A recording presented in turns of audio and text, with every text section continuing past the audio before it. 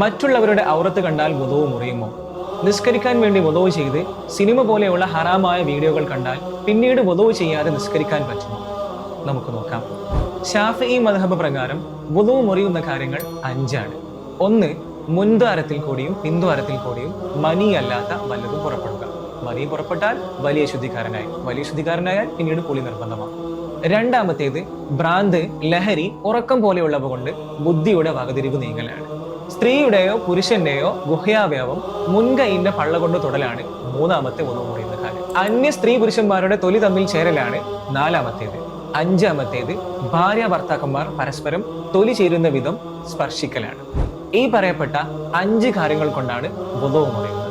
അല്ലാതെ ഔറത്ത് കാണൽ കൊണ്ടോ സിനിമ കാണൽ കൊണ്ടോ അശ്ലീലമായത് കാണൽ കൊണ്ടോ വുദൂ മുറിയുകയില്ല.